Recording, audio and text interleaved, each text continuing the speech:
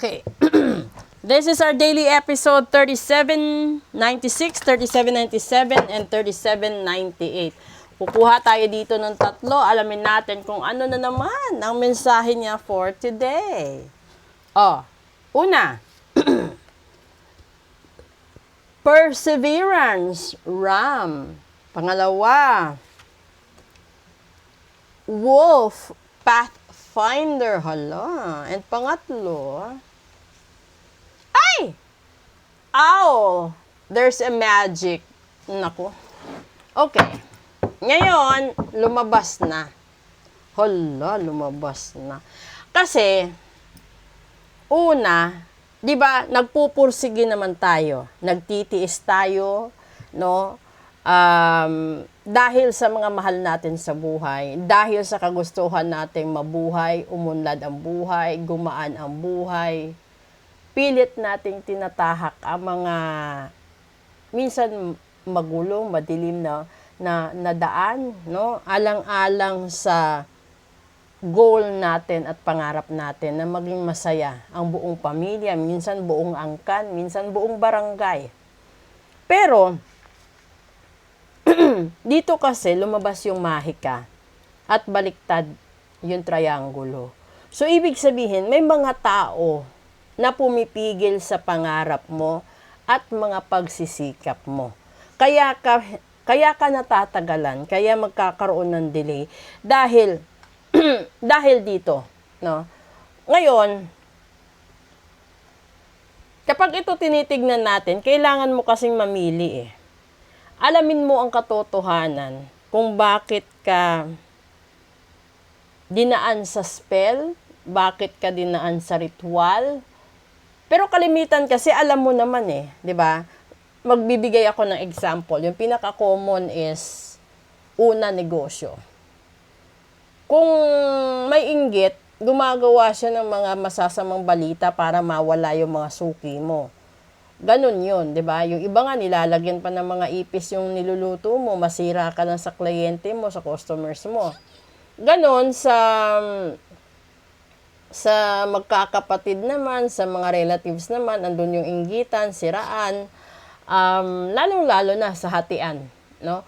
Kung meron kayong pinag-aagawan na dinadaan sa korte, sa legal process, ando doon yung yung hindi na sinasanto yung blood relationship ninyo, kundi yung tinitignan talaga is yung away ng partida ng mana, away ng kung ano-ano.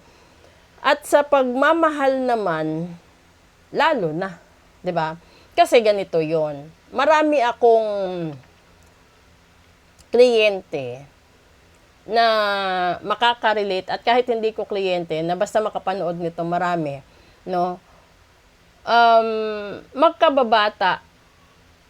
Yung iba magkababata, magkaklase nung elementary, high school hanggang college. And then hindi naman lahat kasi makapagtapos eh. Kasi iba-iba yung estado ng buhay, iba-iba yung way ng pagsisikap, iba-iba yung takbo ng panahon para sa bawat tao. Ngayon, nagkataon na siguro dumating yung panahon, nagtagpo sila uli. Pero yung iba committed na, yung iba kasal na, yung iba balo na, no? Yung iba hiwalay na. So, nakita sila uli nung taong totoo niya talagang mahal. Yung taong una niyang minahal. May mga ganitong sistema. Totoo po ito. Pero, nung panahon na nag-decide silang mag-usap uli, no? Parang i-patch yung things na na-miss nila noon, nagiging makasalanan siya sa mga judgmental na tao. Ito yung bagay na hindi kasi alam nung kasalukuyan na parte na siya pala ng nakaraan. Kasi may mga taong hindi naman vocal sa relationship or may mga taong hindi naman sila showy sa mga damdamin nila doon sa isang tao. Na kinikimkim nila, tapos kung kailan sila nagkaroon ng lakas ng loob, marami ng bawal, marami ng mata, bibig, no, CCTV na nakapanood, nakabantay, na parang pakiramdam mo trap na yung puso mo, trap na yung isipan mo. Isang senaryo lang po 'yan. Yung isa pang dahilan kung bakit ka minsan binabarang kinukulam, ginagayuma, at sinusumpa. Dahil halimbawa, kalibin mo yan or boyfriend mo yan or girlfriend mo yan dati. Naghiwalay kayo. Tapos nung naghiwalay kayo, few months later, meron siyang bago.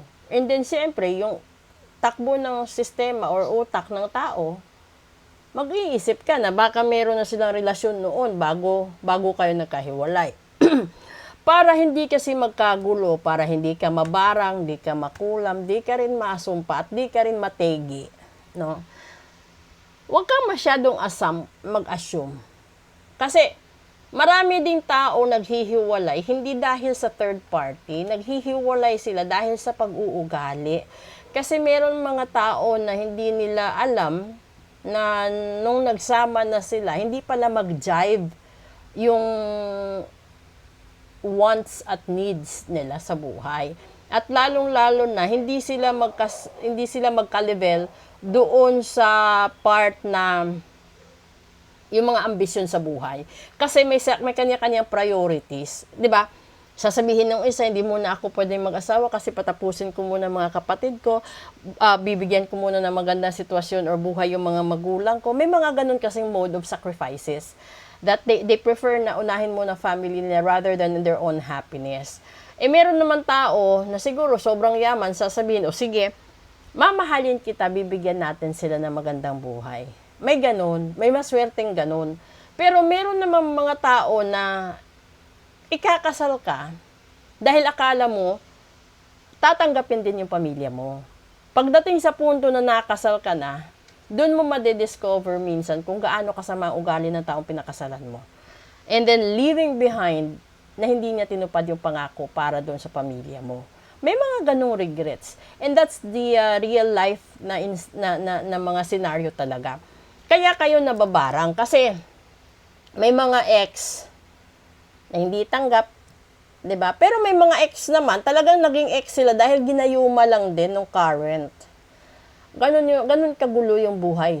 Tapos meron din naman, alam nyo ba na hindi lang naman third party, hindi lang ex or hindi lang previous karelasyon mo yung nagpabarang sa'yo at nagsumpa. Pwede rin magulang nung mahal mo or siblings ng mahal mo dahil hindi ka nila bet. Ganun.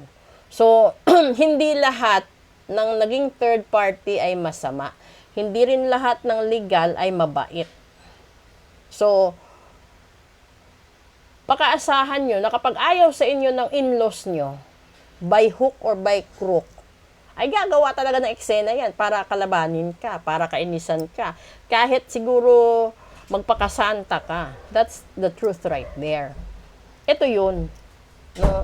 Sabihin niya natin dito, dito na yung pinakamaganda mong pagtitiis, pagsasakripisyo, na parang siya na lahat, siya na mundo mo. Yun nandoon na lahat. Pero dito pa rin may mga asungot, may mga panira sa plano, sa pangarap mo, sa kaligayahan mo. Bakit hindi nila maibigay yung simpleng kaligayahan? Bakit hindi nila matanggap yung taong mahal mo? At ano pa ba? Dahil kung ito naman ay tungkol naman sa mga agawan sa properties, legit yan pinapabarang nila para matanggal sa last will ng testamento ng ganon. And then, ano pa, basta marami, alam nyo na yan, kung sino makaka-resonate nito, tignan po natin sa special episode. Pero kung gusto nyo po ng full private reading na sarili nyo talagang buhay, ang malalaman ninyo kung ano yung mangyayari sa mga susunod na araw, linggo at buwan ng taong 2025, message lang po kayo via Instagram or via TikTok comment. And then, mag-message din po kayo sa Messenger. Kasi, meron ding email sa gustong mag-discreet, na reading. Pwede din po. So, eto na po yun. Proceed po tayo sa special episode. Tignan natin kung ano yung masasabi niya tungkol dito. Thank you.